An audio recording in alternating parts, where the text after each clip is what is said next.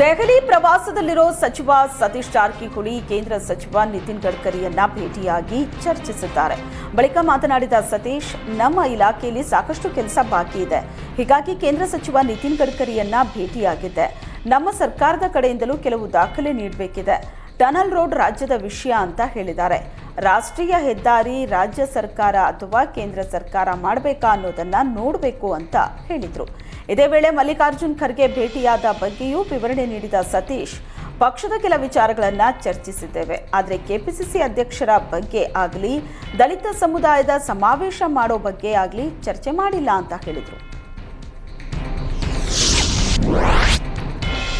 ಉದಯಗಿರಿಯಲ್ಲಿ ಪೊಲೀಸರ ಮೇಲೆ ಕಲ್ಲು ತೂರಾಟ ಪ್ರಕರಣ ರಾಜ್ಯವನ್ನೇ ಬೆಚ್ಚಿ ಬೀಳಿಸಿದೆ. ಈ ಬಗ್ಗೆ ಮಾಧ್ಯಮಗಳ ಜೊತೆ ಮಾತನಾಡಿದ ಶ್ರೀರಾಮ ಸೇನೆ ಸಂಸ್ಥಾಪಕ ಪ್ರಮೋದ್ ಮುತಾಲಿಕ್, ಮುಸ್ಲಿಮರೇ ಜಾಸ್ತಿ ಇರೋ ಏರಿಯಾದಲ್ಲಿ ಈ ಘಟನೆ ನಡೆದಿದೆ. ಈಗಾಗಲೇ ಪೊಲೀಸರು ಆರೋಪಿಯನ್ನ ಬಂಧಿಸಿದ್ದಾರೆ.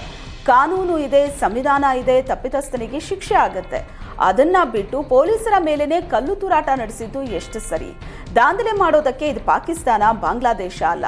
ನೀವು ಏನ್ ಬೇಕಾದ್ರೂ ಮಾಡಬಹುದು ಅಂದುಕೊಂಡ್ರೆ ಹಿಂದೂ ಸಮಾಜ ಉತ್ತರ ನೀಡುತ್ತೆ ಅಂತ ಶ್ರೀರಾಮ ಸೇನೆ ಸಂಸ್ಥಾಪಕ ಪ್ರಮೋದ್ ಮುತಾಲಿಕ್ ಕಿಡಿಕಾರಿದ್ದಾರೆ.